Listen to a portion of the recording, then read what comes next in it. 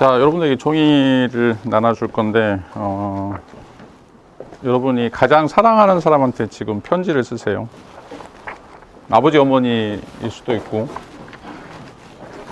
아버지, 어머니가 안 계시면 할아버지, 할머니일 수도 있고, 여러분들 삶에서 가장 중요하다고 생각하는 사람, 그리고 가장 소중했던 사람에 대해서 지금 편지를 하나 쓰세요.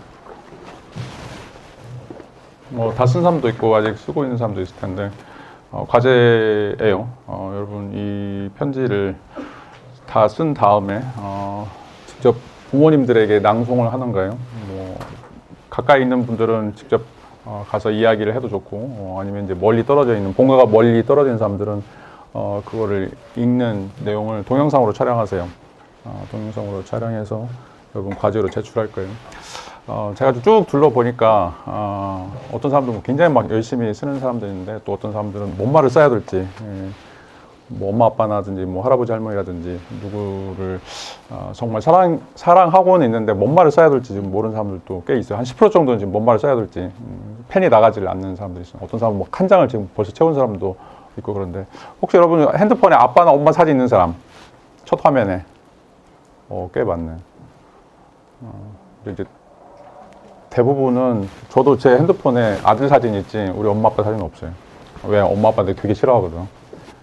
자, 오늘 주제는 이제 그 관계에 대한 주제를 가지고서 이야기를 하게 될 거예요.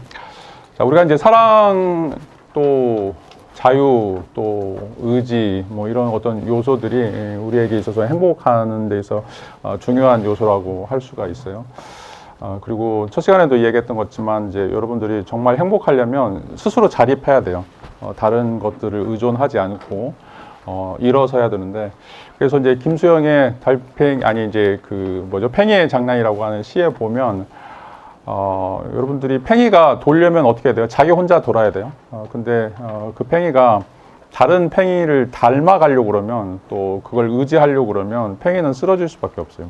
여러분들이 이제 정말 행복하려고 시도한다 그러면 여러분들 스스로 자립할 수 있는, 그래서 여러분 부모나 친구나 뭐가 됐든지 간에 여러분들 스스로 자신의 문제들을 찾고 또 해결할 수 있는 이런 어떤 능력들을 갖춰야 돼요.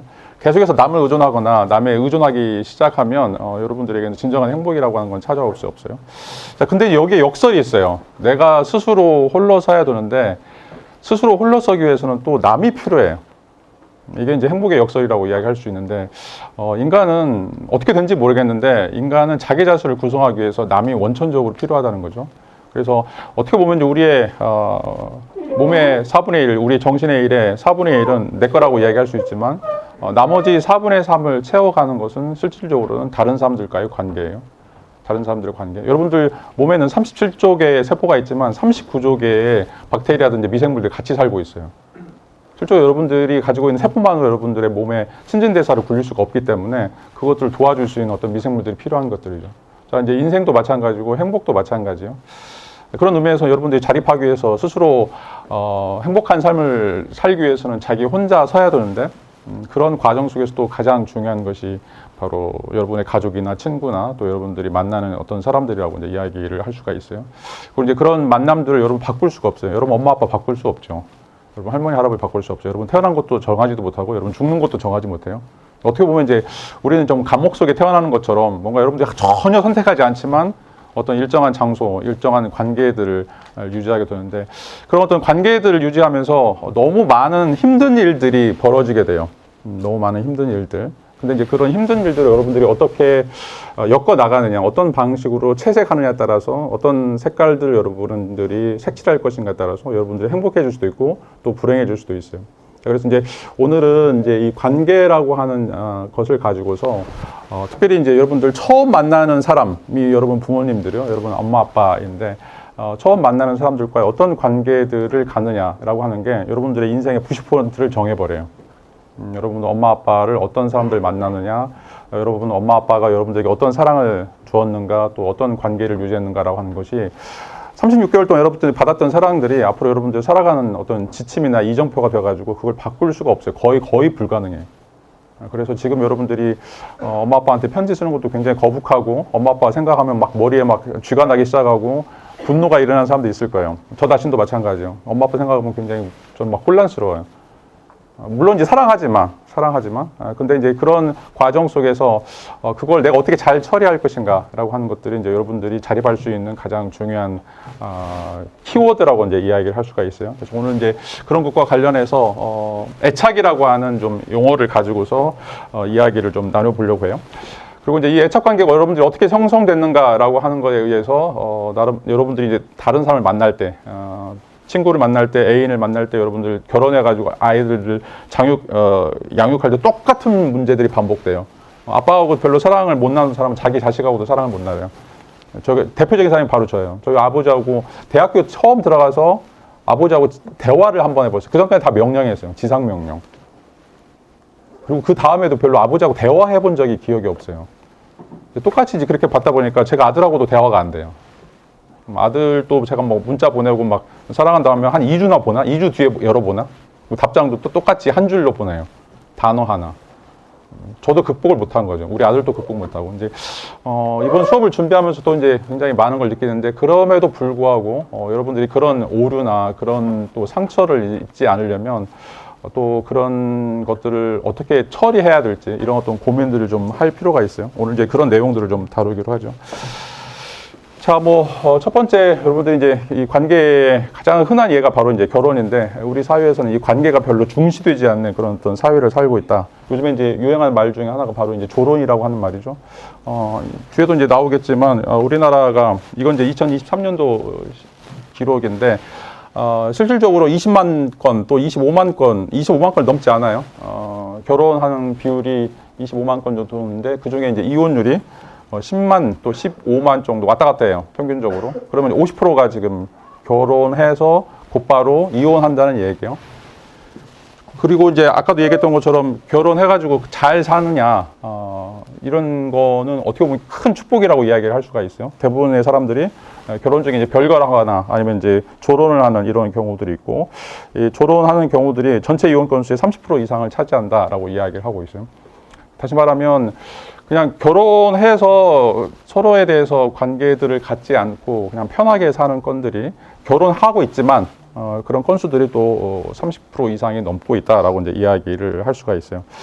자, 이제 우리가 굉장히 소중하게 생각하는 것이 아까도 얘기했던 것처럼 이제 관계 문제인데, 왜냐하면 여러분들이 어떤 관계를 갖느냐, 이것이 여러분들 채워나간다라고 이제 이야기를 할 수가 있어요. 여러분들 어떻게 보면 이제 로크가 이야기한 것처럼 백지 상태라고 이야기할 수 있고, 여러분들 만나는 사람들, 엄마 아빠부터 시작해가지고 친구들, 선생님들, 자, 이런 사람들 만나서 여러분 도화지에 그림을 그려가는 거죠. 뭔가 이제 실물들을 만들어가는 것들인데, 자, 그런 내용들이 어떻게 여러분들 도화지에 적혀 나가느냐, 어떤 그림들이 그려지느냐에 따라서 여러분들이 이제 성인이 되었을 때 또 앞으로 사회생활할 때 굉장히 큰 역할들을 한다라고 이야기할 수가 있어요. 그리고 아까도 얘기했던 것처럼 그게 여러분들의 행복의 가장 중요한 출발점이다. 관계라고 하는 것이 가장 큰 출발점이다라고 하는 것을 이야기를 할 수가 있어요.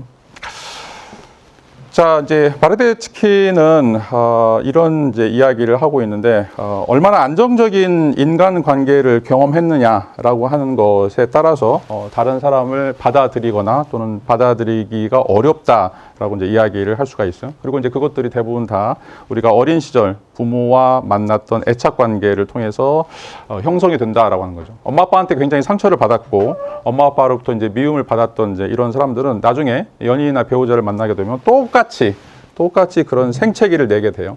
자기에게 받았던 그런 상처들을 자기 여인에게, 남자친구에게, 여자친구에게 토하게 되고, 그런 경험들을 통해서 서로가 더 힘들어지는 이런 어떤 과정들이 있다.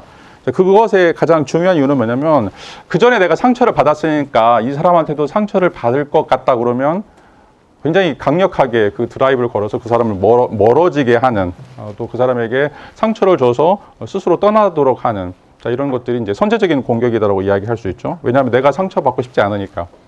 자, 이런 의미에서 역사적으로 또는 이제 어떻게 보면 서사적으로 우리들은 상처받은 그런 어떤 아픔들이나 그런 어떤 기억들 때문에 다른 사람들과의 관계 속에서도 실질적으로는 엄청나게 다른 사람들 또 불행하게 하고 또 자기 자신을 불행하게 만드는, 자, 이런 어떤 과정들이 생긴다라고 이야기를 할 수가 있어요.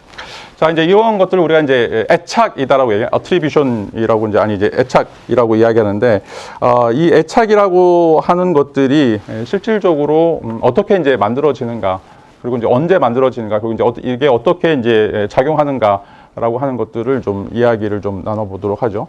자, 이제 애착이라고 하는 것은 실질적으로 여러분들 이제 양육자라고 이야기할 수 있는 여러분 부모님들을 가리켜요. 부모님들이, 또는 이제 부모가 아닌 그런 어떤 부모의 역할들을 할 수 있는 어떤 사회적 대상들이 있는데 그런 사람들과 친밀한 정서적 관계들을 갖는 것을 우리가 이제 애착이다라고 이야기를 하고 있고, 자, 이 애착이라고 하는 것은 실질적으로 인간의 유전적 요소다라고 이제 이야기를 하고 있어요.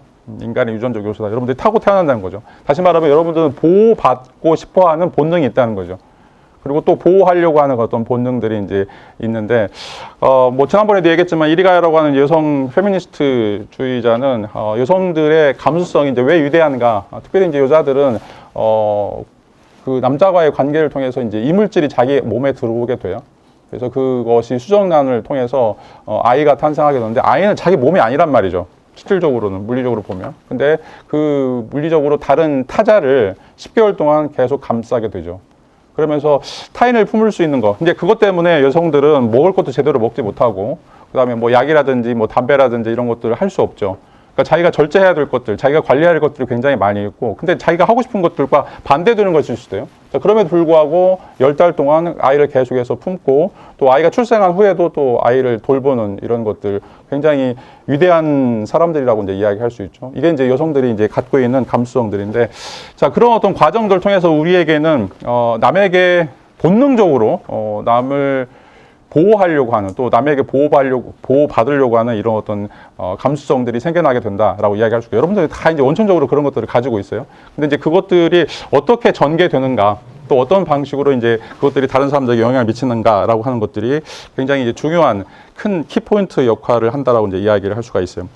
자, 이제 이거를 이제 처음에 이야기했던 사람이 이제 미국의 심리학자인 보울비라고 하는 사람인데, 이 보울비는 이 애착이라고 하는 것이 처음에는 물리적 관계라고 생각을 했어요. 그러니까 가까이 있는가, 멀리 떨어져 있는가. 그래서 가까이 있으면 이제 애착 관계가 많이 충분하게 형성이 되고, 또 멀리 떨어져 있으면 여러분들이 이제 뭐 out of sight, out of mind라고 보는 것이 떨어지면 멀리 마음도 이제 떨어지는 것처럼 이런 어떤 과정들이 이제 좀 소원한 관계들이 생길 수 있다라고 이제 이야기를 하고 있어요. 자, 그러나 자, 어떤 방식이 됐든지 간에 실질적으로 우리는 이제 DNA상 뭔가 도움을 받고 싶어하는, 또 도움을 친밀감들을 얻고 싶어 하는 그런 어떤 느낌들을 우리 이제 갖게 된다라고 이제 이야기를 할 수가 있어요. 자, 근데 이제 이게 단순하게 이제 물리적으로 가까이 있느냐 없느냐라고 하는 그런 문제보다는 이제 뒤에 가서는 이제 이 가용성이라고 하는 말을 이야기하는데, 내가 필요할 때 엄마가 있느냐라고 하는 문제로 바뀌게 돼요. 내가 너무 힘들어하는데, 내가 힘들어할 때 엄마나 아빠나 내 친구나 남자친구나 여자친구가 내 옆에 있어서 나를 위로해 줄 수 있을 것인가라고 하는 이제 문제가 더 중요한 문제다라고 이제 이야기를 하고 있어요. 제가 이제 아까도 얘기했던 것처럼 엄마 아빠를 싫어했던 이유가, 항상 학교에서 돌아오면 집에 엄마 아빠가 없어. 항상 바빴어요. 엄마도 하는 일도 있고 아빠도 하는 일도 있고. 그래서 이제 동생이 이제 2명이 있었는데, 항상 제가 이제 동생들을 치닥거리 해야 되는, 동생들도 짜증나죠. 내가 하고 싶은 거 많은데 그걸 다 포기하면서 동생들에게 뭔가를 해야 되니까. 그래서 이제 가운데가 여자 동생인데 걔하고 엄청 많이 싸웠어요. 왜? 이제 서로 하고 싶은 것들이 다르니까. 근데 이제 그거 엄마나 아빠가 좀 해결했으면 좋았는데, 엄마 아빠가 내가 정말 필요한 순간에 없는 거예요. 또 이제 제가 이제 결혼하고도 이런 일들이 있는데, 집사람이랑 뭐 아이가 멀리 떨어져 있어요. 이제 그쪽에서도 나를 이제 필요할 때 내가 없죠. 또 내가 필요할 때도 나의 가족이 없어요. 항상 외로운 거죠. 자, 이게 이제 심리적 가용성 또는 지속적인 가용성이라고 이야기를 할 수가 있어요. 여러분들이 이제 누군가 사랑한다, 누군가 같이 어떤 그 반려적인 삶을 산다라고 이야기했을 때 내 옆에 있느냐, 물리적으로 옆에 있느냐라고 하는 것도 굉장히 중요한데, 또 그 사람이 나를 위해서 시간을 활용할 수 있는가라고 하는 문제도 굉장히 중요한 문제라고 이야기할 수가 있어요. 제가 뭐 스타벅스라든지 뭐 이디야든지 자주 커피숍을 이용하는데 가서 보면 둘이 애인들이야. 근데 서로 핸드폰만 보고 있어. 이야기하지 않아. 그러니까 물리적 공간은 똑같아요. 그런데 그 시간에 딴짓하고 있어. 자, 그러면 뭐로 만나서 데이트하는지 모르겠어요. 자, 어떻게 보면 물리적으로 굉장히 가까운데, 실질적으로는 이제 심리적으로 내 마음을 열어서 상대방에 대해서 이야기하거나 공감하거나 그 사람과 같이 뭔가 삶을 나누는 것들이 전혀 존재하지 않죠. 물론 이제 처음에는 막 이제 서로 여러분 좋아했을 때는 그런 일들이 반복적으로 벌어질 거예요. 뭐 손잡고 싶기도 하고 포옹하고 싶기도 하고 막 뭐든지 관심 있어가지고 다 알고 싶어 하죠. 자, 근데 이제 이게 시간이 지나면, 너는 너의 삶, 나는 나의 삶. 좀 안 돌아왔으면 좋겠어. 너무 이제 나의 삶에 적극적으로 개입하지 않았으면 좋겠어라고 하는 것 때문에 거기서부터 이제 이 가용성들이 떨어지기 시작하죠. 그러면 사랑은 서서히 식어가는 거예요. 그리고 또 어떤 우연한 기회에 다른 사람들 찾게 되는 거죠. 왜? 그런 프레시한 것들, 그 프레시한 어떤 자극들, 나를 배려해주고 나를 보호해주고 자, 이런 자극들을 찾게 되죠. 자, 그래서 계속해서 아까도 얘기했던 것처럼 결혼이 끝나게 되는, 결혼이 졸혼으로 바뀌게 되는 이런 어떤 과정들이 있다는 거죠. 더 이상 나는 너를 케어할 필요도 없고 너도 나를 케어하지 않으니까 우리는 그냥 남남일 뿐이야. 뭐 부부 사이긴 하지만 애인 사이긴 하지만 우리에게는 이런 어떤 심리적 가용성이 없기 때문에 실질적으로 더 이상 기대하지 않는 거죠. 아, 이제 처음에 막 욕해요. 아, 왜 핸드폰만 보고 있어? 나하고 얘기해야지. 근데 이제 계속 그러면 실질적으로는 별로 관심이 없게 되죠. 제가 이제 우리 집사람한테 했던 안 좋은 일 중에 이제 영상 통화를 하는데 난 막 할 일이 많아. 컴퓨터 보면서 막 자판을 두들. 근데 집사람은 나한테 막 이야기하는데 얘기해. 귀담아 듣지 않는 거죠. 그러면 계속 이제 트러블이 쌓이면 서로에 대한 불만이 폭발하게 되는 거예요. 그러니까 나는 바쁘니까 이야기해. 내가 다 듣고 있어. 신문 보면서 책 보면서 핸드폰 보면서 내가 다 듣고 있어. 이야기해. 자, 그건 이제 진정한 의미의 가용성이 아니죠. 자, 그런 방식으로 상대방에 대해서 뭔가 냉대하거나 실질적으로 나의 마음을 열지 못하면 그 관계는 오래 가지 못해요. 그게 사람에게 굉장히 큰 상처가 된다는 거죠. 자, 이제 이런 일들이 보울비에 따르면 우리가 어렸을 때, 특별히 36개월 이전에 아이가 엄마하고 관계 속에서 어떤 방식으로 형성이 됐는가, 이 애착 관계가 우리가 이 행복해지는 또 사회적인 관계에서 갖게 되는 가장 큰 축복이자 또 상처가 될 수 있다라고 이제 이야기를 하고 있어요. 자, 이 애착이라고 하는 것에 대해서 이제 이번 시간에는 한 4명 정도 이야기들을 좀 나눠볼 텐데 4명의 학자들이 이제 하는 내용들을 좀 다뤄보게 될 거예요.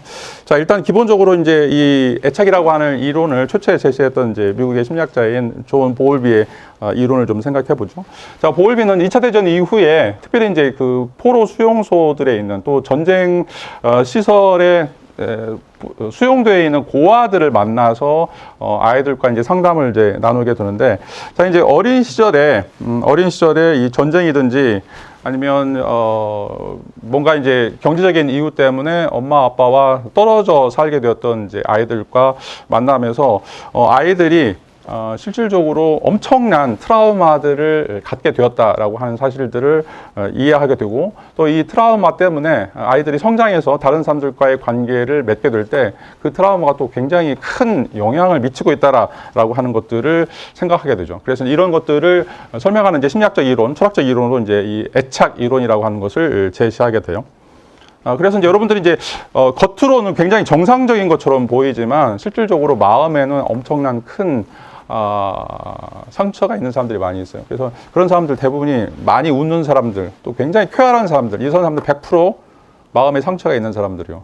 그리고 옷을 화려하게 입는 사람들, 뭐 자극적인 원색의 옷을 입는 사람들, 자, 그런 사람들도 100% 마음에 상처가 있는 사람들.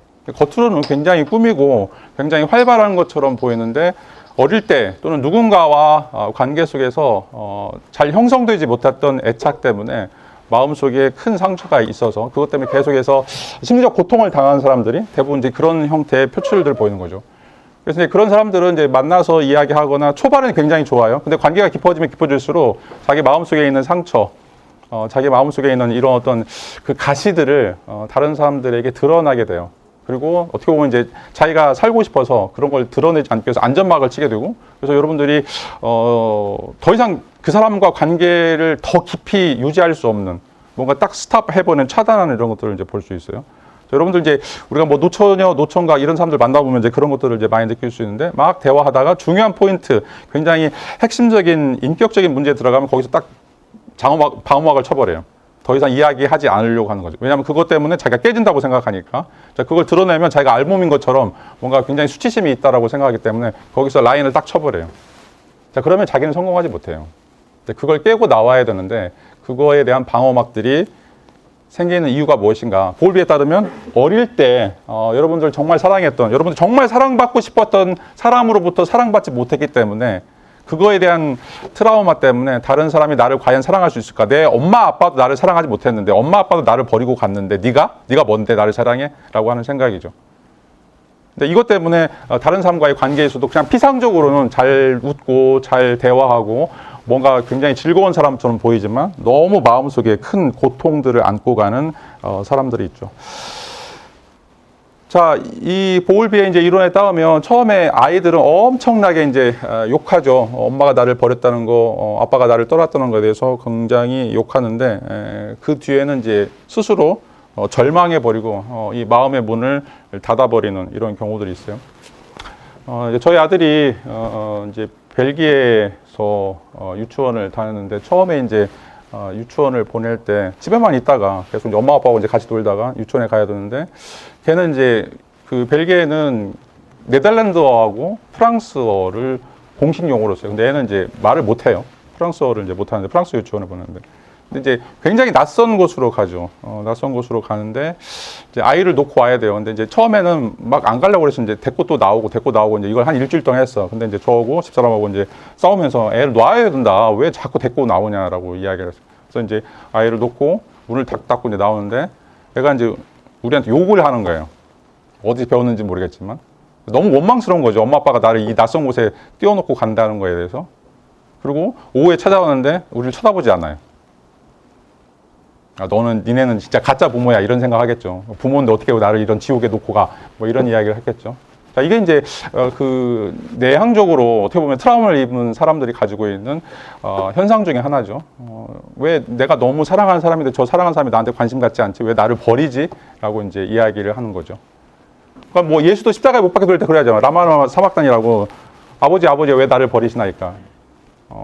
내가 정말 사랑하는 사람이 왜 나를 버리십니까? 라고 하는 것들이 어떻게 보면 이제 인간이 갖고 있는 그 원천적인 그런 본능이라고 이제 이야기할 수가 있어요.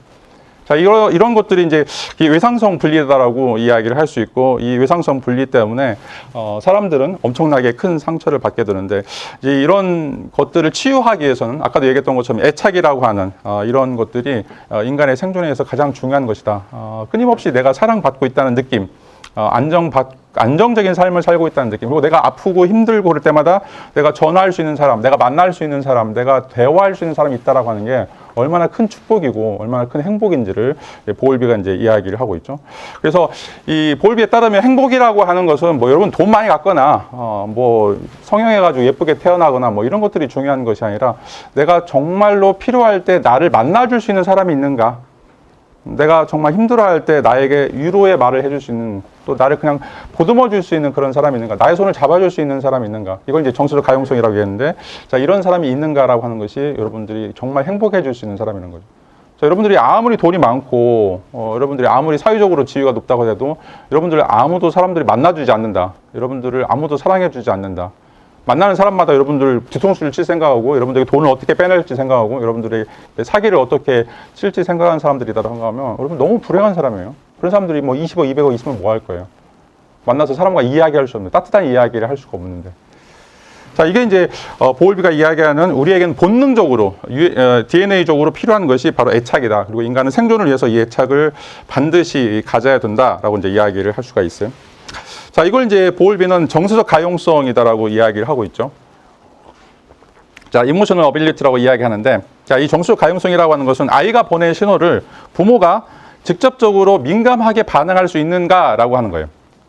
내가 보낸 신호를 나는 뭐 하고 싶다, 나는 뭐 배고프다. 자, 이것들을 분명하게 부모가 인지하는가라고 하는 거죠. 자, 이런 신호가 좀 애매할 때가 있어요. 여러분 이제 나중에 아이를 키워서 기를 때 이제 그런 경우들이 많을 텐데, 아이가 울어요. 근데 이게 이제 배고파서 우는 건지 아니면 똥 쌌다고 우는 건지 뭔지 이제 분간이 되지가 않아요. 근데 항상 여러분들은 포커스를 맞춰야 돼요. 이 아이가 왜 우는지에 대해서.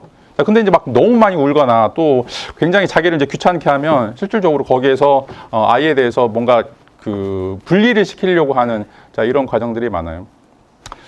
자, 이제 여러분들 중에도 그런 사람들 있을 텐데, 여러분들 스타벅스 가보세요. 아이 데리고 온 부모들 보면 아이에게 핸드폰 주고 뭐 패드 주면서 보게 하는 사람들 정말 나쁜 부모들이에요. 정말 나쁜 인간들이에요. 뭐 아이의 뇌가 썩는 것부터 시작해가지고 아이하고 있으면서 계속해서 아이의 반응에 대해서 놀아달라고 그러는 어떤 반응에 대해서 직접적으로 자기가 의사를 표현을 해야 되는데 귀찮으니까 핸드폰 주고 그냥 영화나 봐라, 뭐 만화 영화나 봐라라고 하는 거예요. 자, 그러면 그 아이는 36개월 동안 그렇게 하면 실질적으로 나이가 먹어서 엄청나게 큰 외상성 분리 증상들을 갖게 될 거예요. 귀찮아도, 여러분 나중에 이제 부모가 돼서 귀찮아도 절대 핸드폰 주지 마세요. 대화하세요. 뒤에 가서도 이야기했지만 아이의 뇌가 형성하기 위해서, 아이가 인격적인 자아를 형성하기 위해서는 하루에 8시간 이상 아이하고 계속 이야기를 해야 돼요. 끊임없이. 그냥 핸드폰에서 이야기하는 것도 그것도 말하는 거지 않습니까? 라고 하는데 그 이야기가 달라요.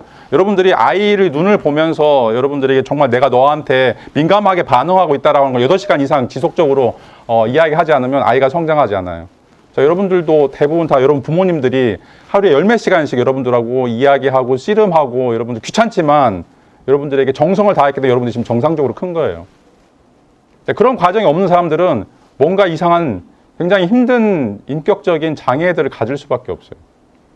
자, 이게 이제 제가 이야기하는 게 아니라 지금 보울비라고 하는 학자가 이야기하는 정서적 가용성이라고 이제 이야기를 하고 있고, 그 다음에 이제 내적 작동 모델이라고 이제 이야기하는데, 이 내적 작동 모델은 보울비에 따르면 내가 엄마하고 아빠하고 어떤 방식의 관계를 맺었느냐라고 하는 것이 다음 사람들 만날 때, 친구들이나 애인이나 다른 사람들 만날 때 똑같이 그런 어떤 메커니즘이 작용한다라고 하는 거예요. 그러니까 나의 아빠나 엄마로부터 정말 사랑이 넘치게 받았던 사람들은 항상 다른 사람들 만날 때도 부드럽고 굉장히 활발하게 만나게 되고, 또 긍정적인 사람들을 만나게 된다라면, 여러분들이 이제 부정적으로 그런 애착 관계가 형성된 사람들은 실질적으로 다른 사람들을 만날 때 굉장히 힘든 과정의 그런 관계들을 형성한다라고 이제 이야기를 할 수가 있어요. 자, 이런 의미에서 정말 이제 훌륭한, 또는 어떻게 보면 이제 정상적인 내적 작동 모델이 이루어지기 위해서는 여러분들 부모들이 어떤 방식으로 정서적 가용성들을 만들어 가는가, 이게 이제 굉장히 중요하다라고 이제 이야기할 수가 있어요. 또 이제 뒤에 가서도 이야기했지만 이제 그런 관계들이 형성이 안 된 사람들 또 나중에 이제 수정될 수 있는데, 그 수정될 수 있는 가능성들이 지금 만나고 있는 사람들이 그런 어떤 정서적 가용성들을 통해서 여러분들의 마음을 열어주게 될 때 여러분들이 또 변화될 수가 있어요. 그러니까 여러분들 이제 누군가를 만나서 사랑하고 뭐 교제하고 관계를 맺는다고 얘기할 때, 자, 끊임없이 이야기하고 끊임없이 삶을 공유하고 서로에 대해서 관심을 보여야 돼요. 자, 적당하게 나는 나의 페이스, 너는 너의 페이스, 너는 뭐 인격적으로 좀 동등하니까 우리는 그냥 뭐 더치페이 하듯이 인생도 그렇게 살자라고 이야기하면 자신의 성격이 절대로 바꿔지지 않아요. 자, 이건 이제 바보온달과 평강공주 케이스인데, 바보온달 바보이지만 평강공주가 어떤 방식으로 노력하느냐에 따라서 바보온달이 바뀌죠. 자, 이런 어떤 과정, 이런 어떤 기적들이 여러분들이 어떤 정서적 가용성을 갖고 여러분들 만나는 사람들에 대해서 그 사람을 대우하고, 정말 인격적으로 대우하고 그 사람들의 꿈을 여러분들이 인식해주고 그 꿈을 펼칠 수 있도록 여러분들이 헌신하느냐, 노력하느냐에 따라서 여러분들이 한 사람의 인생을 바꿀 수 있다라고 하는 이야기를 이제 보울비가 이야기를 하고 있어요. 자, 이런 이야기는 그냥 단순하게 사람들만 가지고 있는 것이 아니라, 호모사피엔스만 가지고 있는 것이 아니라, 아까도 얘기했던 것처럼 모든 동물들이 가지고 있는 기본적인 특성이다, 유전적 특성이다라고 이제 이야기를 하고 있어요. 또 이제 미국의 심리학자인 할러는 어린 원숭이 옆에다가 두 가지 엄마를 갖다 놓는데, 그 엄마 중에 하나는 솜으로 만든 옷을 입힌 거이고, 또 하나는 그냥 철사로 되어 있는데 우유만 달랑 달아둔 그런 것을 보여주고 있어요. 이 그림처럼. 자, 근데 이 새끼 원숭이는 배고플 때만 가서 저기 우유가 달려있는 철사 엄마를 사용하고, 나머지는 지금 그냥 저기 털실로 되어 있는 엄마 밑에서 계속 기다려요. 자, 이제 태어나자마자 지금 분리시켜가지고 저렇게 하는 거예요. 그러니까 본능적으로 원숭이는, 침팬지는 따뜻하고 부드럽고 뭔가 자신을 안아줄 수 있는 이런 존재들을 본능적으로 원한다는 거죠. 본능적으로. 자, 이제 인간도 이제 마찬가지라고 이야기할 수가 있어요. 막 이제 여러분들 이제 교제하다 보면 막 잔소리하고 막 이성적으로 판단하면 정말 이제 이 사람이 제대로 지적으로 삶을 살 수 있을까, 뭐 이런 걱정 때문에 막 서로에 대해서 편견이라든지 아니면 서로에 대해서 뭔가 다툼들이 일어날 수 있죠. 여러분 정말 누군가를 사랑한다면 그걸 포기하셔야 돼요. 그런 이야기 하지 마시고, 그런 사람 그런 걸 자기도 모르겠어요. 다 알죠. 자기가 뭘 잘못하고 있는지, 뭐 때문에 실수하는지. 근데 그거에 대해서 자꾸 편견을 갖거나, 너는 이제 그러니까 안 돼, 너는 그러니까 뭐 성공할 수 없어라고 이야기하는 거, 물론 습관적으로 나올 거예요. 습관적으로. 왜냐하면 여러분 부모님들이 그랬으니까. 그런 습관들을 여러분들 좀 지양을 하셔야 돼요. 사람은 다 알죠. 뭐가 부족한지, 뭐가 힘든지. 근데 그거에 대해서 공감해주고 그것을 안아줄 수 있는 이런 어떤 사람들, 그런 사람들을 기대한다라고 하는 것들이죠. 자꾸 이제 그런 방식의 삶들을 살지 못하고, 우리가 공감하지 못하고 다른 사람들에 대해서 그래서 비난이라든지 아니면 이제 다른 사람들에 대해서 뭔가 책망하는 이제 이런 식으로 삶을 살아간다면 실질적으로는 이제 우리가 행복을 놓치게 되는 그러니까 정말 소중한 파랑새가 우리 앞에 있음에도 불구하고 그게 사랑이라고 하는 것, 또 행복이라고 하는 것을 전혀 깨닫지 못하는 자, 이런 불행한 일들이 생겨난다라고 이제 이야기를 할 수가 있어요.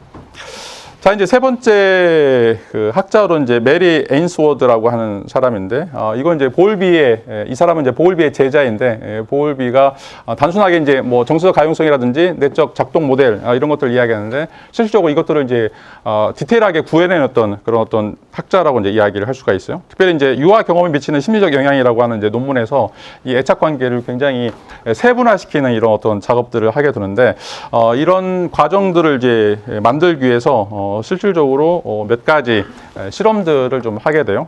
자, 그 실험들은 실질적으로 아이하고 엄마하고 관계들을 통해서 어떻게 아이가 반응하는지, 엄마가 어떤 행동들을 하면서 어떤 방식으로 이제 아이에게 정서적으로 영향을 미치는지 이런 것들을 이제 보여주는 실험들을 좀 하게 돼요. 자, 잠시 동영상을 좀 보죠.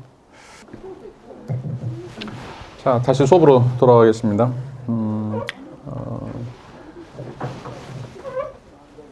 지금 뭐 아까 동영상에서 본 것처럼 아이와 엄마의 관계를 통해서 한 4가지 정도 우리가 애착 관계들을 규정을 해볼 수가 있어요. 첫 번째는 이제 안정적 애착 관계라고 하는 건데, 이 안정적인 애착 관계라고 하는 것은 이 실험에서도 보면 아이가 나가고 들어오고 이런 과정 속에서 아이도 엄마에 대한 기대 또는 엄마도 아이에 대한 어떤 그 반응들이 굉장히 이제 적절하게 잘 이루어지고 있고, 그래서 아이가 엄마가 나갈 땐 굉장히 이제 슬퍼하는데 또 아이가 엄마가 돌아오면 굉장히 또 기뻐해서 반기는, 그리고 엄마가 나갈 땐 굉장히 또 울고 굉장히 또 띵깡을 부리지만 엄마가 돌아올 거라고 하는 그런 확신이 있기 때문에 그거에 대한 어떤 기대들이 주어지는 경우들이 있어요.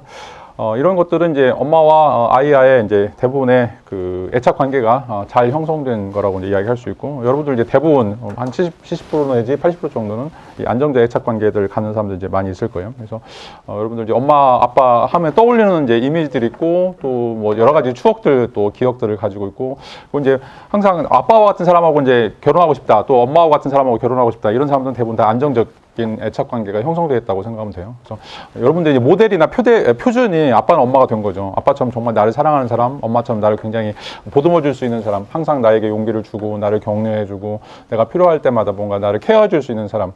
이런 의미에서 이제 뒤에 나오겠지만 이제 나의 엄마 아빠는 나의 이제 그 안정적인 어떤 기착지, 내가 항상 내가 뭔 일이 있더라도 내가 돌아가도 항상 나를 받아줄 수 있는, 그리고 나를 항상 격려해 줄 수 있는 이런 어떤 기착지로 생각하게 돼요. 그러니까 이제 배는 계속해서 항해하는데 어느 순간 이제 뭔가 공급을 받기 위해서 돌아가야 될 곳들이 필요하죠. 자, 그런 곳이 여러분 이제 엄마 아빠가 되는 거죠. 자, 이게 이제 안정적인 애착 관계가 형성되는 과정들이고, 이제 왜 이제 이런 안정적 애착 관계가 중요한가라고 하는 거죠. 여러분들이 막 이제 세상에 나와가지고 여러분 이제 대학 졸업하자마자 여러분 막 눈 뽑아가고 막 귀 잘라가고 이런 세상에 살 거예요. 지금 이제 대학에 있으니까 막 이제 사회가 좀 장밋빛처럼 좋을 것처럼 보이지만, 여러분들 취직하고 막 결혼하고 그러면 막 행복이 막 펑펑펑 터질 것처럼 보이지만, 학교 밖을 나가는 순간 여러분 지옥이에요, 지옥. 그래서 이제 이제 사르트르는 그런 얘기예요. 타자는 지옥이다. 지옥이 다른 게 아니에요. 여러분 이제 만나는 사람마다. 대학까지만 해도 여러분 이제 학생이니까 좀 봐줘요. 여러분들에 대해서 뭐 높은 기준도 없고, 근데 여러분들 이제 학생의 신분을 잃어버리는 순간, 학생의 신분을 벗어나는 순간, 여러분들 이제 다 타자죠. 왜냐면 경쟁해야 돼요. 사회는 경쟁으로 돌아가요. 그래서 1등이 다 가져가는 파레토 법칙이라고 하죠. 8대2. 실질적으로 많이 갖고 있는 그 2%가 모든 전 재산의 80%를 가져가고, 나머지 80%가 그 남아있는 20% 갖고 싸우는 세상이에요. 그러니까 뭐 우리가 뭐 스카이라든지 잘 나가는 애들 빼놓고 걔네들이 먹고 남은 그 찌꺼기를 가지고 또 싸우는 사회가 우리 사회예요. 그러니까 얼마나 굉장히 피곤한 사회죠. 근데 이제 피곤한 사회인데 여러분들이 본가로 갈 때마다, 전화할 때마다 여러분 엄마 아빠가 있어. 그래서 뭐 내가 뭘 이야기하든지 나를 받아줄 수 있어. 내 이야기에 공감해주고 또 나를 적극적으로 지도해줘. 자, 이게 이제 이런 사람들이 필요하죠. 여러분들 행복한 삶을 살기 위해서는 이런 사람이 반드시 있어야 돼요. 물론 이제 부모님 없는 분도 계실 거고, 그러면 이제 할머니, 할아버지라든지 뭐 삼촌이라든지 또 이제 나중에 여러분들이 성장해서 여러분 이제 뭐 이제 여러분들이 부모가 돼가지고 여러분들 자식이라든지 자, 이런 사람들이 필요하겠죠. 그래서 내가 힘들 때마다 전화할 수 있는 사람, 내가 힘들 때마다 수다를 떨 수 있는 사람, 내가 힘들 때마다 찾을 수 있는 사람, 자, 이런 사람들이 이제 행복한 사람이라고 이야기를 할 수가 있어요. 자, 여러분 이제 잘 알다시피 자살할 때도 항상 누군가에게 전화하죠. 누군가에게 도움을 요청해요. 여러분들 이제 이번에 비행기 추락 사건도 마찬가지인데 문자를 보내죠. 마지막으로 내가 보내고 싶은 사람, 마지막으로 나의 삶을 나누고 싶은 사람들이 있습니다. 이런 사람들이 생긴 사람 대부분 다 이 안정적 애착 관계가 있는 사람들이에요. 그래서 내가 힘들고 어려울 때마다 항상 돌아가서 그 사람을 만나고 이야기하고 그러면 내가 좀 마음이 편해지는 자, 이런 어떤 과정들이 필요하다라고 이야기할 수가 있어요. 그래서 행복은 자, 이런 사람을 여러분 만들어야 돼요. 이제 이런 사람을 만들든지 아니면 물건을 만들든지 아니면 추억을 만들든지 항상 내가 고백할 수 있는 어떤 곳, 장소, 사람, 뭔가 이런 어떤 그 물건들이라든지 이런 것들이 좀 필요해서 여러분들이 두통이 생기면 타이레놀을 먹는 것처럼 여러분들이 아프고 힘들 때마다 여러분들을 찾아서 위로해 줄 수 있는 이런 사람들이 있느냐 없느냐라고 하는 것이 행복에서 가장 중요한 거예요. 여러분 이제 머릿속에 떠올려 보세요. 내가 아플 때 내가 찾아갈 사람이 있나? 내가 힘들 때 전화할 사람이 있나? 그게 없으면 여러분 정말 불행한 거예요. 그게 없는 사람들 빨리 만들어야 돼요. 어떻게든지. 물론 이제 이게 단기간적으로 이제 만들어지는 건 아니지만 그런 사람들 또 이제 내가 그런 사람들이 되기 위해서 노력하는 것이 이제 필요하다라고 이제 이야기를 할 수가 있어요. 자, 그런데 이런 안정적 애착이 안 되는 사람들 이제 한 30-40% 정도가 안정적 애착이 안 되는 사람으로 이제 불안적 애착이라고 이제 이야기하는데 자, 이건 이제 정신적 장애들이 만들어지는 자기는 이제 이게 정신적 장애라고 생각하지 않지만 자, 이것 때문에 다른 사람들과의 대인 관계가 굉장히 불편해지는 일들이 발생한다라고 이야기할 수가 있어요. 자, 첫 번째는 이제 회피형이에요. 불안정 애착 가운데 이제 회피형. 자, 이제 회피형은 실질적으로 엄마가 평상시에도 아이한테 전혀 요구를 받아들이려고 노력하지가 않았어요. 그런 의미에서 아이는 엄마한테 뭐라고 해봤자 엄마가 나를 전혀 케어해주지 않을 것이다. 나에 대해서 전혀 반응하지 않을 것이다. 얘기하면서 엄마에 대한 회로를 꺼버리죠. 더 이상 엄마는 나한테 필요한 사람이 아니야. 엄마가 나한테 해주는 거 없어. 라고 회로를 꺼버려요. 그리고 물건에 집착해요. 그래서 대인에 대해서 회로를 끄고 대물에 대해서 전원을 온한다라고 되어 있어요. 그래서 내가 뭔가 만족감을 느낄 수 있는 것을 사람이 아니라 사물에서 찾는 거죠. 자, 그래서 우리가 뭐 차라든지 시계라든지 뭐 집이라든지 또 뭐 옷, 뭐 루이비통, 뭐 가방, 에르메스 다 이런 사람들이 회피형 애착 관계에 빠진 사람들이에요. 사람에서 뭔가 쾌감이라든지 행복을 못 느껴요. 안정감을 못 느끼니까 자꾸 물건을 사는 거예요. 물건을 살 때마다 여러분 이제 홈쇼핑에 들어가서 아니면 이제 뭔가 백화점에 가가지고 쇼핑할 때마다 그 느끼는 쾌감, 그 쾌감이 나에게 안정감을 준다고 생각하고 있고 그게 행복이다라고 착각하고 있는 거죠. 자, 이게 대표적으로 회피형들이 가지고 있는 마음의 상처들이에요. 사람으로서는 나의 마음을 위로받지 못하니까 내가 쇼핑해가지고 아니면 또 여행해가지고 또 뭔가 물건들을 내가 수집하는 이런 어떤 과정을 통해서 거기서 안정감을 얻으려고 하는 사람들이죠. 집에 집 청소를 못하는 사람도 마찬가지죠. 막 집에 쓰레기가 많이 쌓이는 사람들도 그게 오히려 자기에게 안정감을 보여주는 거죠. 뭔가 쌓여있으니까. 사람들은 전혀 없는데 사람들은 전혀 출입하지 않는데 그래도 물건이라도 쓰레기라도 있으니까 버리고 싶지 않은 거. 왜냐면 그게 나의 기억이고 나의 뭔가 분신이라고 생각하는 거죠. 그게 쓰레기임에도 불구하고. 사람을 만나면 되게 힘들어요. 사람을 만나면 이제 나는 위로를 받고 싶은데 사람들이 자꾸 나를 질책하고 시기하고 질투하고 또 나에 대해서 비판하면 사람들 만나고 싶지 않죠. 여기서 이제 오는 것이 그러면 저는 이제 그런 사람들을 만나지 않겠다라고 하는 회피형이라고 이야기를 할 수가 있어요. 여기 이제 아테네 조각상인데 아테네 엄마가 이제 메티스죠. 근데 이제 제우스가 메티스하고 관계를 맺으면서 아이가 생기면 자기의 왕권이 힘들어진다라고 얘기하니까 자기 메티스를 이제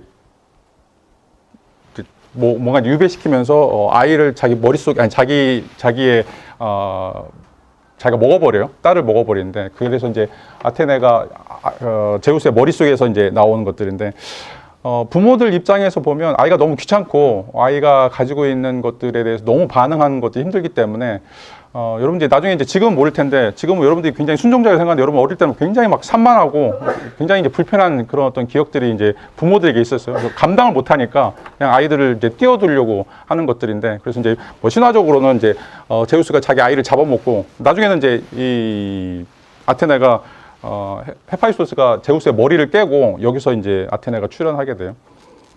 이제 이런 어떤 과정들이 이제 트라우마적인 그런 어떤 모습들을 이제 보여주는 것이다라고 이제 이야기를 할 수 있죠.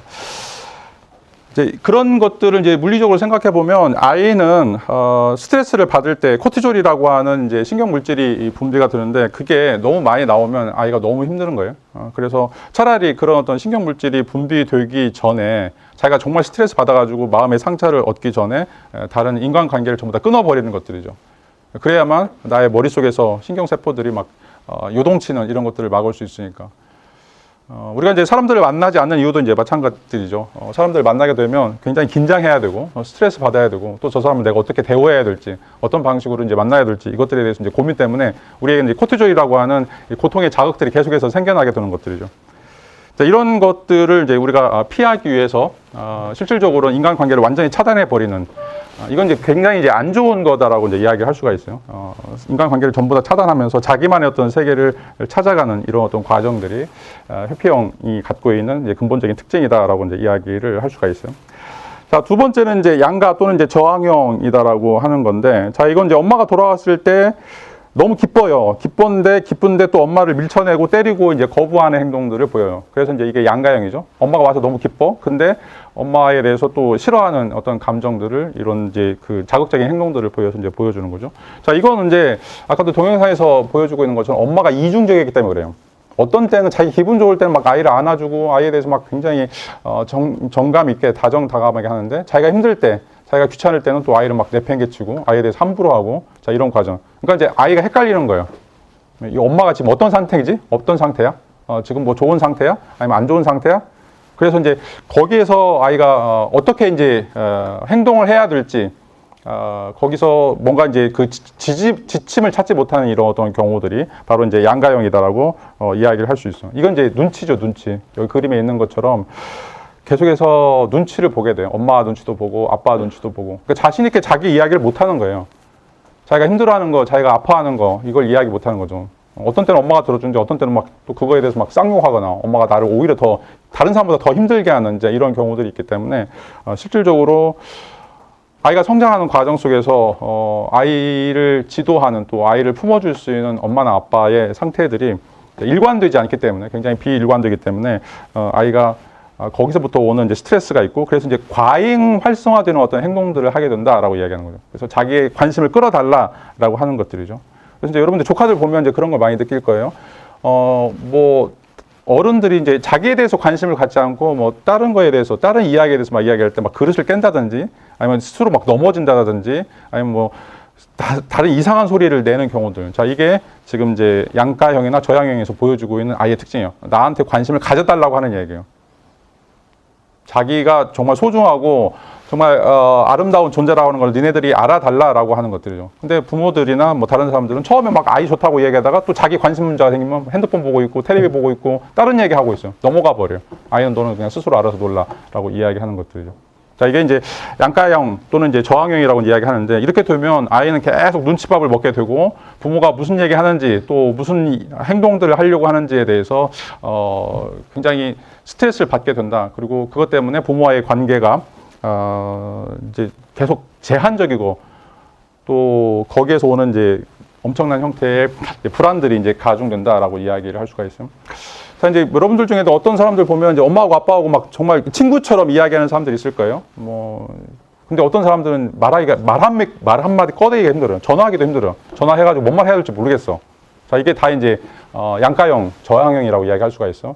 엄마 아빠 좋고 나도 엄마 아빠에 대해서 많은 사랑을 받았는데 근데 어떤 부분에 가서 정말 핵심적인 부분에 가서는 엄마 아빠가 나한테 되게 차가워. 엄마 아빠가 나에 대해서 뭔가 기대하는 것들이 굉장히 높고 또 거기서 내가 그거에 부응하지 못하기 때문에 갖게 되는 어떤 스트레스. 자, 그래서 이제 이 양가적인 부모는 좋은데 별로 가까이 가고 싶지 않죠. 어버이날인데 자꾸 챙기고 뭐 그런데 실제로 엄마 아빠하고 있는 시간이 되게 불편해. 차에 타면 너무 불편해. 그러죠. 그런 경우들 많이 있죠. 자, 이런 것들이 다 양가형이라고 이야기할 수가 있어요. 친하게 친한데 다가가기 힘든 이런 어떤 존재들. 자, 그것이 바로 이제 우리의 부모 또는 이제 여러분들이 사귀는 어떤 사람들이라고 이야기하게 되면 이런 어떤 양가형적인 모습들을 이제 보여주게 된다라고 이야기를 할 수가 있어요. 자, 이제 네 번째 심리학자는 이제 메리 메인이라고 하는 사람인데, 메리 메인은 이제 아까 했던 그런 실험들을 쭉 데이터를 보면서 그런 데이터에 잡히지 않는 어떤 새로운 유형이 있다라고 하는 사실들을 이제 발견한 사람이죠. 자, 그것을 이제 혼란형, 디스오거나이즈드라고 이제 이야기를 하게 되는데, 안정형에서 아이들이 이제 잘 놀고 부모와의 이제 관계를 잘 유지하는 거, 뭐 그건 이제 굉장히 이제 제너럴한 케이스이고, 또 거기에서 이제 회피형, 또 그 저항형, 자 이런 것들도 우리가 이제 발견할 수 있는데, 근데 이제 유독 이상하게 행동하는 이제 아이들이 있다라고 하는 것들을 이제 보이면서 그 반응들을 좀 연구를 했던 사람이에요. 근데 이제 그 반응들이 특별히 영장류가 공포스러워할 때 보이고 있는 반응들과 똑같더라. 그러니까 고릴라라든지 오랑우탕이라든지 침팬지가 굉장히 공포스러운 상황에 주어졌을 때 걔네들이 보이고 있는 그 흥분 상태, 뭘 해야 될지 전혀 모르는 이런 어떤 흥분 상태들을 아이들이 이제 보여주고 있는 모습을 보면서 이것을 이제 혼란형이다라고 하는 이제 이름을 붙이고 있어요. 대부분 이제 이런 경우에는 아이가 학대받는 경우죠. 학대받는 경우. 부모라고 하지만 실질적으로 이 학대하는 부모들이 너무 많아요. 정서적 학대, 뭐 물리적 학대를 떠나서 이제 이런 경우는 이제 우리가 이제 부모들 이해를 못하는 건 아닌데 너무 이제 삶이 힘드니까 먹고 살아야 되니까. 근데 이제 뭐 아이들을 가르칠 여력은 없고 또 아이들에게 어떤 교훈적인 이야기를 할 능력도 없고 그런 때문에 아이들에게 막 자기가 힘드니까 말도 함부로 나가고 또 아이들에게 막 주먹이라든지 아니면 이제 매라든지 이런 식의 이제 처벌들이 이루어지게 되는데. 이게 얼마만큼 아이들에게 상처를 만드는가라고 하는 걸 좀 고려할 필요가 있어요. 그래서 여러분 이제 많이 들어본 것처럼 아이들에게는 절대 꽃이라도 때려서는 안 돼요. 아이들에게 때리는 순간 또 아이들에게 말로 함부로 하는 순간 그 말이 정말 이제 평생 그 사람의 마음을 찢어지게 하는 또 부모와의 관계들을 절망적으로 이끌어가는 그런 어떤 안 좋은 상태들을 이제 만들어 준다라고 이야기를 할 수가 있어요. 그래서 이런 케이스에서 아이들은 부모를 만나면 뭐라고 할까 이제 그냥 자기의 생존을 가로막는 사람이라고 생각하는 거죠. 그래서 뭐 토끼가 사자를 만났을 때 그 공포심처럼 항상 아이가 부모를 만나면 물론 이제 자기는 힘이 없죠. 힘이 없으니까 뭔가 대항은 못하지만 근데 그 부모에 대한 그 원망을 넘어서서 그 분노들이 엄청나게 만들어지는 경우들, 자 이런 경우들을 우리가 혼란형이다라고 이야기를 할 수가 있어요. 그리고 이제 너무 힘들기 때문에 자기가 다가가야 될지 또 도망가야 될지 헷갈리는 경우들이 있죠. 그래서 이제 뭐 특별히 이제 군대에서 그런 경험들을 좀 많이 할 수 있는데 군대에서 이제 자살하는 케이스들이 많이 있어요. 고참들한테 선임병들한테 이제 뭔가 계속 그 훈육 아닌 훈육을 당하면서 아이들이 그냥 뭐 맞짱을 치거나 아니면 사건을 내면 되는데 대부분 좀 마음이 약한 아이들은 그걸 이제 스스로 자책하게 돼요. 그러면서 스스로 이제 목숨을 끊는 경우들인데 이게 바로 이제 다 이 혼란형이라고 이야기를 할 수가 있어요. 어릴 때부터 이제 계속 부모로부터 그런 압박 또는 이제 자기보다 이제 뭐 생물학적으로 크거나 아니면 이제 뭔가 그 사회에서 우두머리를 만났을 때 자기들이 어떤 처신을 해야 되는지에 대해서 전혀 훈련을 받지 못한 사람들이 이런 일들을 당하게 되는데 그 원인이 바로 부모라고 이야기할 수가 있어요. 부모부터 아이에게 그런 어떤 학대라든지 아니면 이제 비인격적인 그런 어떤 방식의 양육을 통해서 아이에게 내가 뭘 해야 될지 모르는 거기서 이제 혼란스러운 이런 어떤 경우들이 이제 생긴다라고 이야기를 할 수가 있어요. 자, 이제 결론적으로 이제 이 네 명의 학자들을 통해서 우리가 알 수 있는 것은 애착 관계라고 하는 것이 어떤 방식으로 형성되느냐에 따라서 실질적으로는 우리가 앞으로 이제 삶을 살아가는 데서 가장 중요한 그런 그 삶의 원리들이 정해진다라고 이제 이야기를 할 수가 있어요. 그래서 이제 안정 애착은 우리가 대부분 이제 일반적으로 많이 가지고 있는 사람들이지만 특별히 이제 이 불안정 애착의 회피형 또 저항형 또는 이제 혼란형, 자, 이런 어떤 세 가지 것들은 여러분들이 좀 내가 어떤 형에 속하는지에 따라서 여러분들 자신을 좀 파악할 필요가 있어요. 그리고 이제 이거를 어떻게 극복해야 될지를 좀 노력을 해야 된다라고 하는 거고, 여러분 이제 행복해지기 위해서는 반드시 이런 어릴 때부터 잘못 형성되어 있던 이 애착 관계들을 수정하는, 자, 이걸 이제 바꾸는 어떤 과정들이 이제 필요하다라고 이야기를 할 수가 있어요. 뒤에 가서 이제 어떻게 하는지에 대해서 이야기를 하겠지만, 일단 회피형은 자기 혼자만 있는 걸 편하는 사람들. 생각해 보세요. 나 혼자 있는 게 편하다. 다른 사람 만나면 되게 불편하다. 자, 여러분도 회피형이에요. 그다음에 두 번째, 누군가 필요할 때 내 옆에 아무도 없다라고 생각하고 거기서 또 절망감을 느끼는 이런 사람들은 이제 양가형이라고 이야기할 수 있고, 또 이제 뭐 여기에 있는지 없는지는 모르겠지만 내가 어릴 때부터 이제 부모로부터 학대를 받았다. 그래서 집을 너무 떠나고 싶었다. 라고 하는 사람들은 이제 혼란형이다라고 이야기할 수가 있어요. 뭐 여러분들이 이제 어떤 방식의 애착들이 형성됐는지는 이제 저는 이제 잘 모르지만 여러분들 이제 이런 불안정 애착이 형성되었다라면 좀 자신을 좀 점검해보고 이걸 어떻게 극복할 수 있을지. 그리고 여러분들 이제 사귀는 사람들, 여러분 남자친구나 여자친구나 이제 딱 상황이 좀 인식이 될 거예요. 이 사람이 이제 어떤 형에 속하는지, 그럼 이제 그 사람을 위해서 내가 뭘 해줄 수 있는지, 어떤 방식으로 내가 그 사람을 바꿀 수 있는지, 아까도 얘기했죠. 바본달과 평강공주라고 하는, 자, 이런 어떤 과정들을 통해서 좀 고민해 보는 게 필요하다라고 이야기를 할 수가 있어요. 자, 뭐 몇 가지 이제 여러분들 연애하면서 부딪히는 이제 어떤 케이스를 이제 보면, 네, 난 절대 떠나지 않아, 안심해라고 이제 이야기를 하는데, 내가 떠날까 봐 불안해. 내 옆에 계속 있어줄 거지. 나는 정말 불안해라고 하는 이제 이 케이스. 이 남자는 이제 한쪽은 안정형의 유형이고 또 한쪽은 이제 저항형 또는 애착 저항적인 것들이죠. 항상 불안한 거죠. 이 사람이 떠날까 봐. 사랑하는 남자친구가 내가 정말 이제 너만 사랑하는데 내가 다른 사람한테 갈까 봐 불안하는 것들이 이제 저항형 애착이라고 이제 이야기를 할 수 있고, 또 한 케이스는 이제 자꾸 네가 멀어지는 것 같아. 제발 날 불안하게 하지 마라고 하는 이제 사람과, 또 한쪽에서는 이제 숨 막혀 시간이 필요해라고 하는 사람. 이 사람은 이제 둘 다 불안전 애착이라고 이제 이야기할 수 있는데, 불안해하는 이제 측면과 또 한쪽에서는 이제 저항하거나 회피하는 이런 측면들, 이런 케이스도 이제 많이 볼 수 있죠. 또 한쪽에서는 이제 한 사람을 계속해서 사랑해 이 안정적인 모습들을 보여주는데, 또 한쪽에서는 이제 왜 이렇게 말해, 뭐 굉장히 쑥스럽게 이렇게 하면서 자기는 정말 원하면서도 그런 표현을 하는 거에 대해서 거부적인 반응을 보이는, 자, 이런 어떤 회피형 애착이라고 하는 것들도 등장한다라고 이야기할 수가 있어요. 여러분들 이제 대화를 나눠보면, 연애할 때 대화를 나눠보면 대충 이제 감이 올 거예요. 이 사람이 이제 회피형인지 안정형인지 아니면 저항형인지 아니면 혼란형인지. 혼란형은 거의 이제 연애할 경우가 드물어요. 왜냐하면 학대를 받았기 때문에 사람들을 이제 피해서 도망다니는 경우들이 많이 있기 때문에, 여러분들이 생각해 볼 때 어떤 방식으로 그 사람을 우리가 좀 보듬고 싸매야 될지 이런 것들을 좀 고민할 필요가 있다라고 이야기를 할 수가 있어요.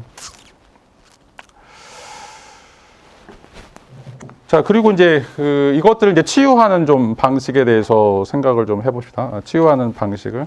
자, 이제 뇌라고 하는 것이 어떻게 보면 이제 우리의 의식이나 기억, 이런 것들을 이제 관장하고 있는 이제 생물학적인 이제 기관인데, 생물학적 기관인 이 뇌가 가장 좋아하는 것은 포도당이에요. 포도당.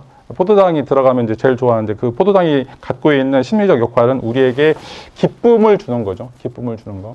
그래서 우리가 이제 관계를 유지할 때 이제 가장 중요한 게 계속해서 이제 기쁨이 형성이 되는가, 도파민이 형성이 되는가, 이런 문제와 이제 관련이 되어 있어요. 근데 이제 도파민이라고 하는 게 뭔가 여러분들이 자극적으로 뭐 담배를 피거나 마약을 하거나 이런 것들은 진정한 형태의 이제 도파민이 아니에요. 굉장히 센 게 들어오긴 하지만 그건 어떤 진정한 의미의 이제 도파민이라고 이제 할 수가 없죠.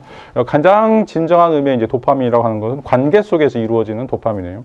여러분들이 누군가로부터 도움을 받고 있다, 나를 누군가 케어해주고 있다, 나를 누군가 정말 사랑하게 해주고 있다라고 할 때, 자, 그게 이제 처음에는 뭐 아무것도 아닌 것처럼 보이는데, 그게 우리로 하여금 계속 유지되는 지속 가능한 형태의 그런 어떤 도파민이라고 이제 이야기를 할 수가 있어요. 그래서 아까도 얘기했지만 엄마가 하루 종일 한 8시간 이상 아이를 품고서 엄마 아빠가 아이에게 계속 이야기하고 동화책도 들려주고 음악도 들려주고 뭔가에 대해서 잔심음도 해주는 게 다 지금 뇌한테 이런 도파민을 공급하는 과정이다라고 이야기할 수가 있어요. 자, 이렇게 36개월 동안 형성이 되지 않으면 여러분들은 안정애착에 도달하지 못해요.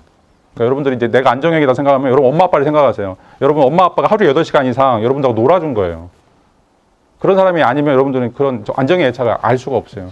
여러분들도 앞으로 이제 여러분 아이를 갖게 되면 꼭 그런 일을 할 거예요. 근데 아까도 얘기했던 것처럼 막 아이가 귀찮다고 핸드폰 주고 동영상 주면서 너 이거 봐라. 아이를 죽이는 거예요. 아이에게 이런 어떤 뇌의 기쁨을 부여를 해야 되는데 그게 귀찮으니까 그런 어떤 직무를, 그런 어떤 의무를 이행하지 않는 거는 여러분 부모로서 자격이 없는 거죠. 정말 나쁜 부모들이에요. 근데 너무 많아, 그런 부모들이. 너무 귀찮으니까, 너무 이제 힘드니까 그렇게 되겠죠. 물론 이제 그걸 이해를 못하는 건 아니지만 실제로 이제 아이가 원하는 거는 엄마가 아빠가 나한테 해주는 이야기들, 엄마가 아빠하고 나하고 갖게 되는 이제 아이 컨택트 이런 것들이 굉장히 이제 중요하다라고 이제 이야기를 할 수가 있어요. 자, 이런 건 뭐 이제 심리학뿐만 아니라 여러분들 이제 일상생활에서도 가장 빈번하게 보는 예들이죠. 자, 이제 아이가 태어나면 우방구가 먼저 발달하는데 이 우측 뇌에는 여러분 잘 아는 것처럼 영상이나 이미지를 처리할 수 있는 능력들이 있죠. 우리가 이제 좌방구의 좌뇌는 이제 이성적인 판단하는 그런 능력들이 있는데, 자, 인간은 기본적으로 우방구가 발달한다. 우방구부터 시작한다라고 했는데 이 말이 뭐냐면 어떤 이미지가 심겨져 있느냐, 어떤 소리가 들어가느냐에 따라서 아이의 뇌가 성장한다라고 이제 이야기를 할 수가 있어요. 그래서 막 처음부터 그 유튜브 보면서 막 자극적인 거, 여러분 이제 쇼츠도 마찬가지고 막 이야기든지 이미지든지 굉장히 자극적이 들어가면 뇌가 정상적으로 작용하지 못한다라고 하는 걸 보여주는 거죠. 자, 아이에게 계속해서 눈 맞춤이라든지 얼굴 표정, 몸짓, 태도를 계속해서 부모가 어떤 방식으로 노출하느냐에 따라서 아이가 굉장히 잔잔하고 또 성숙된 그런 어떤 이미지들을 갖게 되고, 그런 의미에서 아이가 정신적인 성장이 된다라고 이야기할 수가 있어요. 자, 여러분 뭐 잘 아는 것처럼 아이가 36개월 내지 그 언저리에서, 그러니까 3살이나 4살 정도 해서 자아가 생기기 시작해요. 자아. 그 전에까지는 아니야. 그냥 생물학적인 종이라고 이야기할 수밖에 없죠. 호모사피엔스일 뿐인데 아이가 나를 인식하는 순간이 36개월 넘어서부터 된다는 거예요. 자, 그러면 그 기간 동안 자아라고 하는 것을 어떻게 만들어주냐의 역할이 바로 부모한테 달려 있어요. 우방구 뇌에다가 어떤 이미지를, 또 어떤 소리들을, 어떤 방식의 어떤 관계들, 스킨십을 만들어주냐에 따라서 아이가 3살 이후부터 자아를 형성하는 데 있어서 굉장히 중요한 역할들을 한다라고 이제 이야기를 할 수가 있어요. 그래서 아이에게 끊임없이 말해주고, 손을 안아주고, 보듬어주고, 또 아이에게 계속해서 뭔가 이야기해주는 이런 것들이 굉장히 이제 중요하다라고 이제 이야기를 할 수가 있어요.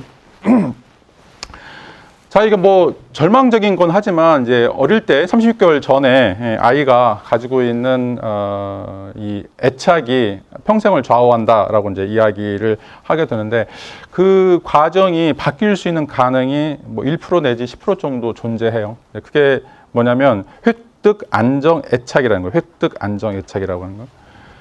자, 우리가 그냥 유전적으로 어릴 때 그런 환경에서 부모와의 관계라고 하는 것이 평생을 좌우한다고 하는데, 자, 그럼에도 불구하고 이게 이제 바뀔 수 있는 가능성이 있는데, 그 바뀔 수 있는 가능성이 바로 여러분들이 다른 사람들과의 관계 속에서, 자, 부모와 누렸던 그런 어떤 관계들을 뒤집을 만한, 자, 그거를 바꿀 수 있을 정도의 굉장히 강력한 그런 관계가 형성이 되면, 부모가 아무리 여러분들에게 나쁜 형태의 유전적인 애착 관계를 부여했다고 해도 여러분 바뀔 수 있다는 거예요. 자, 이게 이제 획득 안정 애착이라는 게 두 번째 얻게 되는 이제 애착 관계라고 이야기를 할 수가 있어요. 자, 그래서 이제 많은 케이스들이 있죠. 여러분들 연애하면 사람들이 바뀌었다라고 하는 이야기를 갖게 될 거예요. 저 사람 원래는 아니었는데 누구하고 연애하면서, 이 여자하고 또 이 남자하고 연애하면서 사람이 180도 변해가는, 자, 이런 것들이 있는데, 자, 그거는 어릴 때 부모한테 받았던 상처들을 상쇄할 정도로 그 남자나 여자가 많은 애정을 부어준 거예요. 자, 그렇게 되면 차고 넘치면 사람들이 바뀌게 돼요. 자, 생각을 해보세요. 이제 큰 돌을 바다에 넣으면 가라앉죠. 작은 돌을 넣어도 가라앉고, 돌이 갖고 있는 질량이 있으니까 그게 어디에 가든지 무너지게 되죠. 다시 말하면 우리가 갖고 있는 그런 마음의 상처라고 하는 건 어디에 내놔도 다 그것 때문에 사람에게 상처를 주게 돼요. 자, 근데 생각해 보세요. 자, 그 돌이 배 위에 실리면 돌이 가라앉지가 않아요. 아무리 큰 돌도 배 위에 올라가면 절대 가라앉지 않아요. 자, 그 배의 역할을 하는 게 바로 여러분을 사랑하는 새로운 연인이다, 새로운 사람이에요. 자, 그런 사람을 만나면 여러분들이 아무리 마음에 상처가 있다고 하더라도 여러분 절대 남에게 해를 끼치지 않아요. 자, 여러분들 이제 남자친구, 여자친구가 있다, 뭐 여러분들이 가족이 있다, 다른 사람들이 사랑하는 사람들이 있다 그러면 내가 지금 배의 역할을 하고 있나? 이 사람이 아무리 상처가 많다고 하더라도 내가 이 사람을 보듬을 수 있는 그런 역할들을 할 수 있나? 자, 그런 어떤 과정들의 이제 시작이 항상 너는 나한테 소중한 존재다. 너와 나는 항상 좋아하는 사이다라고 하는 끊임없이 되새겨주는 거예요. 아까도 얘기했죠. 엄마가 아이에게 하루 8시간 이상 나는 너를 사랑해. 너와 같이 있어. 너를 어떻게든지 돌볼 거야 라고 하는 그런 믿음이 아이로 하여금 자아가 형성되게 하는 것처럼, 자, 이 획득 안정 애착을 갖기 위해서는 끊임없이 이런 되새김 또는 이제 세뇌가 필요하다라고 이제 이야기를 할 수가 있어요. 너 잘못이 아니야. 너는 정말 훌륭해. 너는 그리고 항상 성공할 거야. 너는 어떤 방식이든지 간에 너에게 성공이 있을 거야 라고 하는 어떤 이야기들. 자, 이런 것들이 우리에게 새로운 형태의 애착들을 이제 만들어준다라고 이제 이야기를 할 수가 있어요. 자, 이걸 이제 그 실험을 통해서 구현해 내놓은 것들인데, 자, 이제 아이가 이제 처음에 12개월 때 이런 낯선 상황 실험을 하고 그 뒤에 5년 뒤에 다시 이제 똑같은 아이를 데리고서 재실험을 하게 돼요. 그리고 그때 참여했던 이제 부모들에게 또 이제 이야기를 하게 되는데, 자, 여기서 실질적으로 아이들에게 이제 했던 이제 이야기들이 전혀 변하지 않았다라고 이제 이야기를 했었고, 그리고 이제 그 과정 속에서 이제 부모들이 어떤 역할들을 해야 되는지, 자, 이런 이야기들이 이제 쭉 나오게 돼요. 그러니까 실질적으로 아이들이 변하지 않는다는 거죠. 획득 애착처럼 뭔가 자기를 변화시킬 수 있는 어떤 기적들이 일어나지 않으면 아이들은 초기에 있었던 그런 애착 관계들 그대로 이제 유지하게 된다라고 이제 이야기를 할 수가 있어요. 왜냐하면 이제 그게 자기의 어떤 생존과 관련돼 있고 그런 식으로 사는 것이 굉장히 중요하기 때문에 그렇다라고 이제 이야기를 할 수가 있어요. 자, 그래서 아까도 얘기했던 것처럼 그러니까 내가 어떻게 아이 시절에, 유년 시절에 그것들을 이루었느냐, 그 어떤 애착 관계가 이제 이루어졌는가라고 하는 것 때문에 실질적으로 자기의 성장했을 때의 모습도 전혀 달라지지 않고 또 그런 것들이 바뀔 수 있는 그런 어떤 가능성들이 원천적으로 없다라고 하는 이제 이야기를 하게 돼요. 자, 그런데 이제 실질적으로 우리가 이제 바뀔 수 있는 그런 이야기를 했었는데 어떻게 바뀌는가라고 하는 것을 이제 또 설명하고 있는데, 자, 우리에게는 또 유전적으로 그것을 상쇄할 수 있는 이제 두 가지 힘들이 이제 주어져 있는데, 그게 바로 공명 회로하고 이제 거울 뉴런이라고 하는 회로예요. 다시 말하면 다른 사람을 따라서 할 수 있는, 다른 사람들에 대해서 공감할 수 있는 그런 유전적인 그런 어떤 능력들이 자, 우리에게 이제 주어진다라고 이제 이야기를 할 수가 있어요. 자, 공명 회로는 우리 전두엽에 포함되어 있는 신경 집합체인데, 이건 다른 사람들이 뭐 할지에 대해서 서로 공감할 수 있는 이런 어떤 능력이라는 거죠. 그래서 여러분들이 옆에서 누가 울면 여러분도 따라 울게 돼요. 여러분들이 한 세 사람이 하늘을 쳐다보면 여러분 다른 사람들도 하늘을 쳐다보게 돼요. 다른 사람들이 막 구역질 하게 되면 여러분도 구역질 하게 되고, 다 이게 이제 다 공명회로와 이제 관련되어 있다라고 이제 이야기할 수가 있어요. 그 이유는 뭐냐면, 자, 우리 전두엽에 이 거울 뉴런이라고 하는 것들이 내포가 되어 있는데, 거울이라고 하는 말처럼 다른 사람들이 한 거에 대해서 우리가 거기에 대해서 직접적으로 반응하고 그걸 따라 하려고 하는 것을 우리가 이제 거울 뉴런이라고 이야기를 하고 있어요. 자, 내가 아무리 마음에 상처가 있다고 하더라도 나를 사랑하는 사람이 계속해서 나를 격려해주고 나에 대해서 굉장히 씩씩한 모습들을 보여주고 나에 대해서 뭔가 비전들을 제시할 때 내가 거기에 따라간다는 거죠. 그게 바로 공명회로와 거울 뉴런의 작용이라고 이야기할 수가 있어요. 그래서 여러분은 누구를 만나느냐, 어떤 선생, 어떤 애인, 어떤 사회를 만나냐에 따라서 굉장히 중요해요. 왜냐하면 여러분들의 모델이 생기는 거죠. 모델이, 내가 어떻게 삶을 살아야 될지에 대한 그런 어떤 모델들이 만들어진다라고 이제 이야기를 할 수가 있어요. 자, 우리가 어릴 때부터 갖고 있는 여러 가지 형태의 트라우마들이 있는데, 그 트라우마들을 이겨내는 사람들, 또 그런 과정 속에서 뭔가 자기의 어떤 적극적인 자아상들을 정립해 나가는 사람들, 그런 사람들을 이제 만나게 됐을 때 우리가 굉장히 다운됐다고 하더라도 그런 사람들로부터 이제 에너지를 갖게 되고, 그런 과정들을 통해서 우리는 뭔가 이제 새로운 형태의 도약들이 이제 이루어지게 된다라고 하는 것들이죠. 그래서 자기의 과거들을 좀 묻어두고, 물론 근데 없어지는 거 아니에요. 그 과거들 묻어두게 되고 거기에서 뭔가 새로운 어떤 삶들을 우리가 찾아가는 이런 어떤 과정들이 생긴다라고 이야기할 수가 있어요. 자, 이거를 포낙이라고 하는 이제 헝가리의 정신분석학자가 정신화, 자, 멘털라이징이라고 이제 이야기를 하고 있어요. 멘털라이징. 자, 이제 멘털라이징이라고 하는 것은 이제 우리가 어떤 마음을 갖느냐라고 하는 것에 따라서 우리가 세상의 경험들을 바꿔 나갈 수 있다라고 하는 거죠.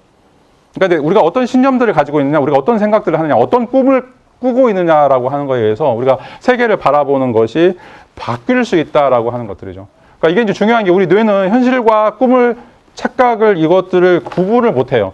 현실과 착각을 구분을 못한다니까, 그러니까 우리가 뇌에서 어떤 방식으로 이미지를 꾸미냐에 따라서 그게 현실이 되는 것이 바로 포나이가 이야기하는 정신화 과정이라고 이야기를 할 수가 있어요. 자, 우리는 이제 이 정신화 과정을 이제 두 가지로 설명을 해볼 수가 있는데, 자, 하나는 우리 자신에 대해서 뭔가 이제 부정적이었다라면 긍정적인 이미지로 바꿔가는 이런 1차적인 정신화 과정도 필요하고, 두 번째는 타인에 대해서 갖고 있는 정신화 과정이에요. 저 사람이 이제 왜 저렇게 힘들어할까? 저 사람이 왜 이렇게 저렇게 아파할까라고 하는 거에 대해서 공감하는 것들도 이 정신화 과정이다라고 이야기를 할 수가 있어요. 그래서 여러분 이제 뭐 아까도 얘기했던 것처럼 여러분 별로 좋아하지 않는 엄마 아빠가 있을 텐데, 엄마 아빠도 이제 여러분들이 왜 저런 상황에서 나를 저렇게 방치하고 나에게 상처를 주고 왜 나에 대해서 너무 힘들게 대우했을까? 그걸 이제 이해하는 어떤 과정도 바로 이제 정신화 과정이다라고 이제 이야기를 할 수가 있어요. 이 정신화 과정이 어떻게 보면 이제 우리의 상처를 치유하는 데 있어서 우리가 이제 새로운 사람이 이제 되는 과정 속에서 너무 이제 중요하다라고 이제 이야기를 할 수 있는데, 이 정신화 과정은 이제 철학적인 훈련이죠. 성찰화 기능이라고 이야기할 수 있는데, 자, 여러분들의 이제 역사를 반추해서 고민을 해야 돼요. 나는 이제 왜 그럴까? 그래서 여러분 이제 스토리를 좀 많이 써야 돼요. 또 아버지나 어머니의 스토리를 써보고, 자, 이런 상황에서 왜 아빠가 이렇게 분노하고 나는 왜 이렇게 대응했을까? 뭔가 분명히 이유가 있어요. 지난 시간에 얘기했던 것처럼 그런 이유들과 이런 어떤 사건들을 연관시키면서 거기에서 거리두기 하는 게 필요한 거죠. 거기두기, 즉각적인 반응을 하는 것이 아니라 그런 어떤 거리두기를 통해서 이제는 나도 나 자신을 좀 포용할 수 있고, 지금까지 아빠가 너무 싫었는데 내가 아빠도 포용할 수 있는 어떤 과정들이 생기는 것이 필요하다라고 이야기를 할 수가 있어요. 자, 이 정신화 과정에 대해서 좀 한 가지 이야기를 들어보죠. 자, 지금 정신화 과정에 대해서 이야기하는데, 우리가 사람들에 대해서 여러분들 이제 다른 사람을 치유하는 그런 방식으로 이야기하는 거죠. 그냥 그런 사람들이 어떤 경험을 했는지 여러분들 알 수가 없어요.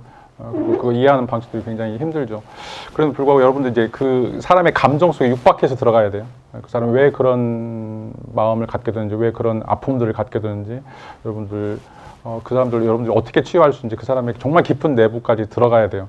단순하게 이제 지식을 나열하거나 아니면 단순하게 이제 그 사람이 뭔 생각하고 있는지 그런 어떤 그 명제 형태의 지식을 추구하는 것이 아니라 그 사람이 왜 저렇게 아파하는지에 대해서 적극적인 어떤 공감들이 필요하죠. 그게 없으면 이제 여러분들은 정신화 과정을 절대로 할 수가 없어요.